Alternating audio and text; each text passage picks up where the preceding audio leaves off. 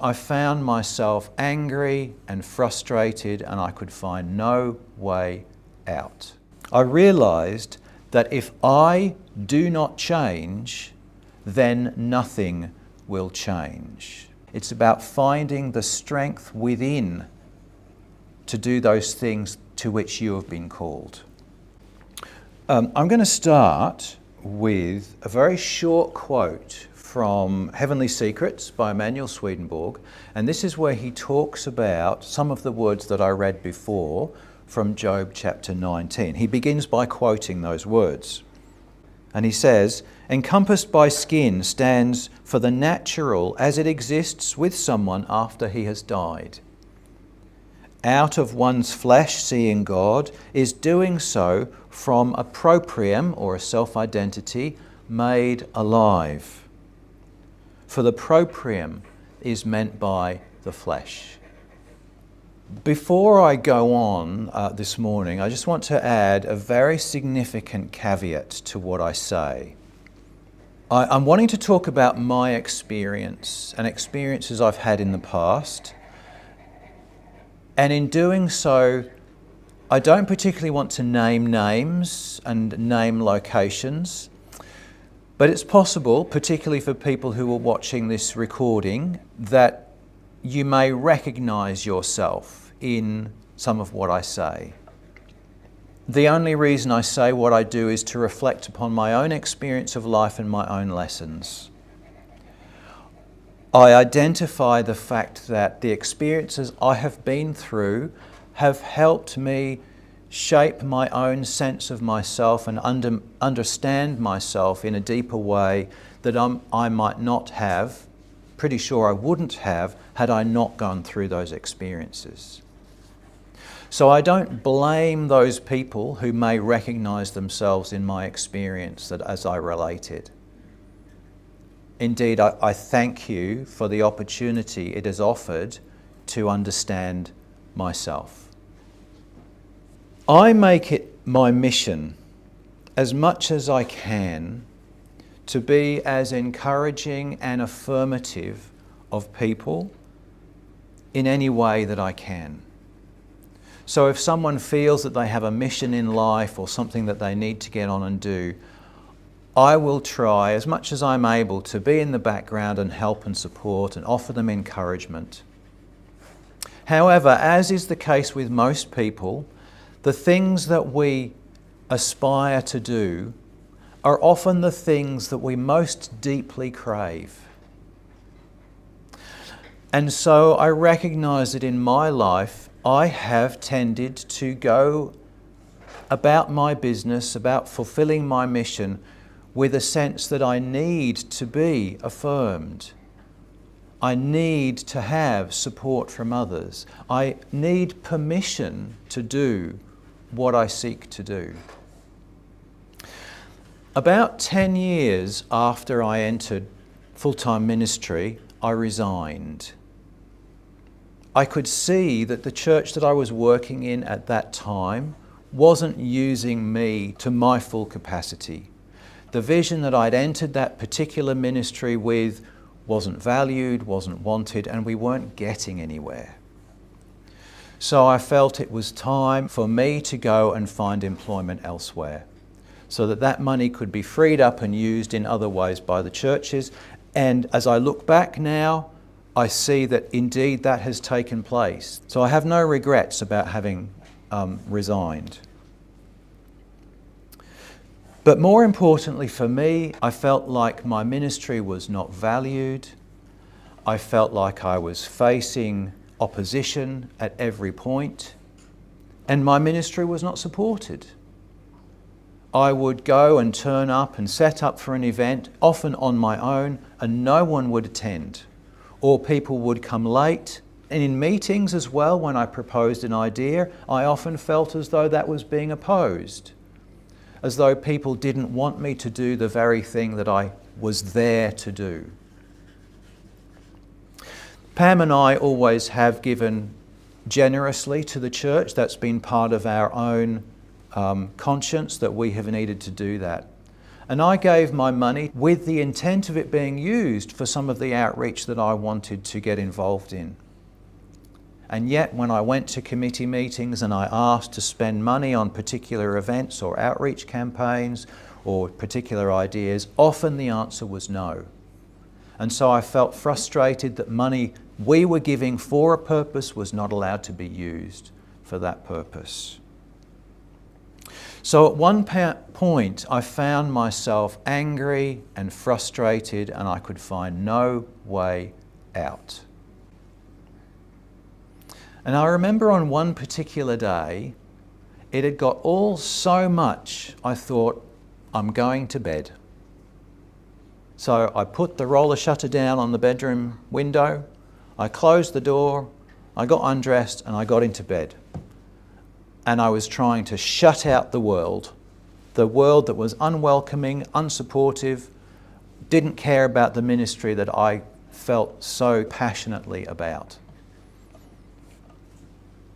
I think I lasted about 5 minutes, and I couldn't do it anymore, because I realised that here I was in my bed in a dark room, and all of that stuff is still going on in my head.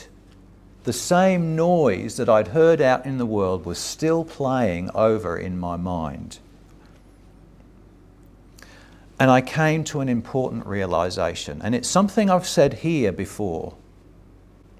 I realized that if I do not change, then nothing will change. I came to realize that I'd spent a great deal of time and effort seeking permission, seeking validation, seeking support.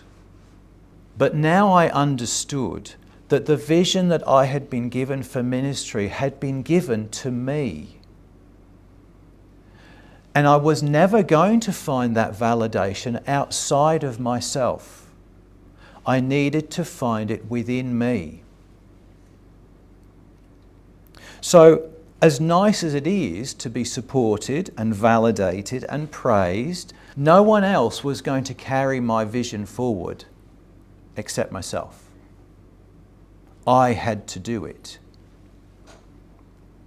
And crucially, I realized that if the Lord had truly given me the vision that I believed that He had, then He would support me through it. Now, when you reach that point, not everybody will understand, and I think this is an important thing to acknowledge. There will always be those who are happy in their old ways. They are happy with the way the world is. And if you're not, then in their eyes, there's something wrong with you. But recognizing that fact, you've kind of got to get over it and get on with it. And that's what I realized I had to do.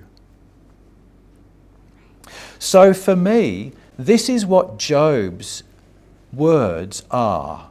When he says, I know my Redeemer lives. I know what that's all about. It's about finding the power of God within oneself, not out there in the people around you, expecting them to support you, them to give you praise, them to do everything that you want to do. It's about finding the strength within to do those things to which you have been called.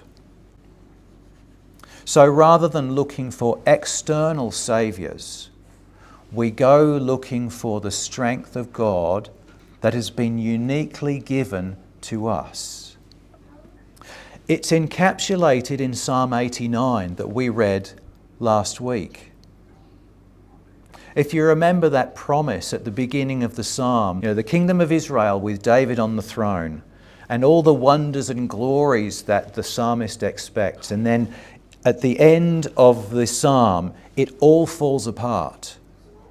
There is the psalmist seeing through that old vision, that external form of it, and finding that that doesn't hold up anymore. There needs to be a new vision of it, a new understanding of what it is. We see it in the Lord's words on the cross. My God, why have you forsaken me? We see it in the despair of the disciples. We can imagine their excitement at the kingdom that is promised by their understanding of the words of the Lord. And yet on the day of the crucifixion and the day that follows, all of that is swept away. There's nothing left as far as they're concerned.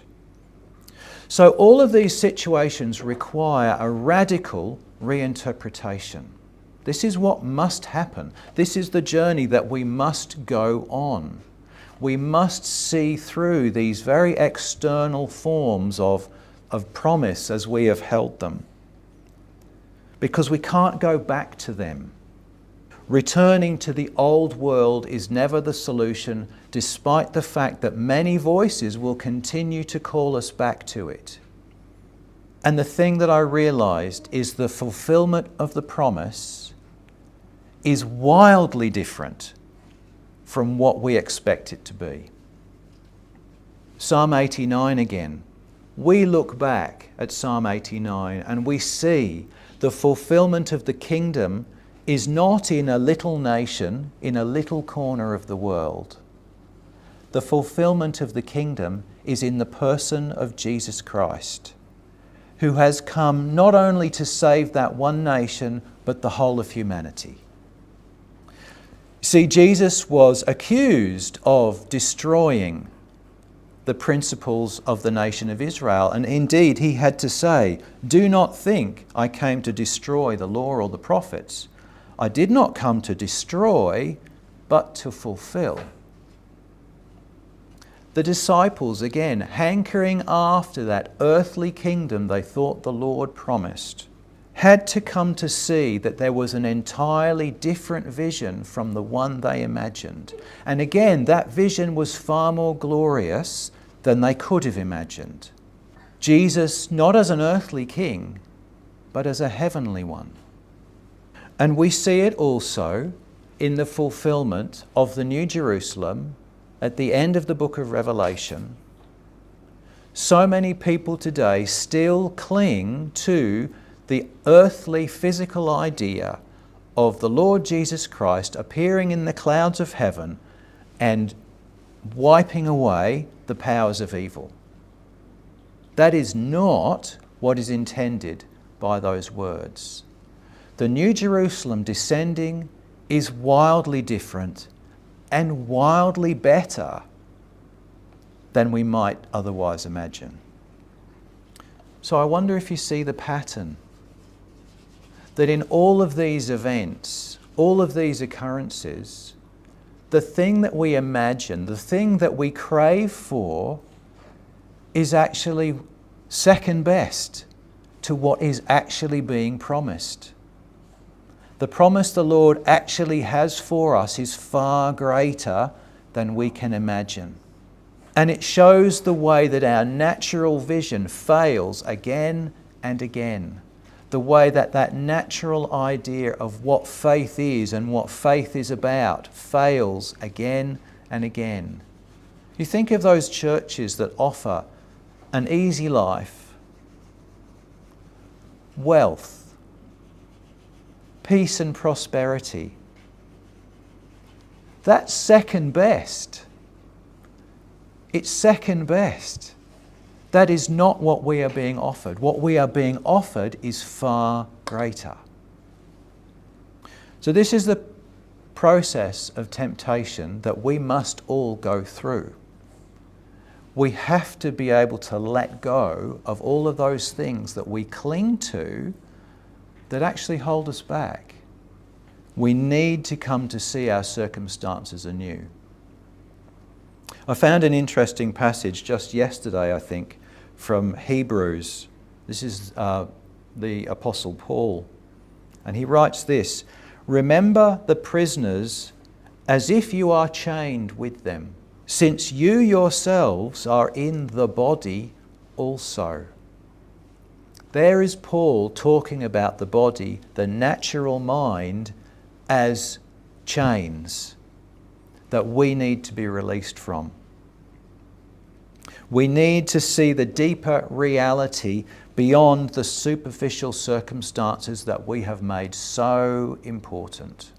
And it's interesting, there just seems to be something about human nature that clings to those external circumstances. And that thing that clings to the external is what Swedenborg calls the proprium, the self-identity. That is the thing that more than anything else we need to let go of. One of the things I realize is it is very difficult to come to understand that you are your greatest obstacle and your worst enemy.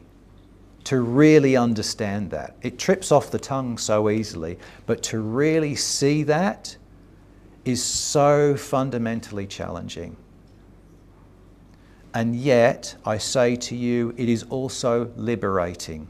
Because if there is anything in this world that you can change, what is it? It is yourself. It is the only thing you can change. So to see it as your greatest obstacle means it is also your greatest opportunity. Now look, I just want to finish by saying, I don't say this as a demand upon you. I say what I say as a call, as someone who has been through this and continues to go through it. To be able to see yourself in this way and see your circumstances anew is empowering and wonderful. It gives you opportunity beyond what you could imagine if you're prepared to see through the circumstances of your life. For me, I needed to let go of my expectation of others. And really, whether others support or follow me now is irrelevant. I am here to do the job I have been placed here to do. That's all that matters. So accept your own responsibility. Accept your own power. What is it the Lord has asked you to do? Friends, I pray that you will be able to go and find that thing and do it.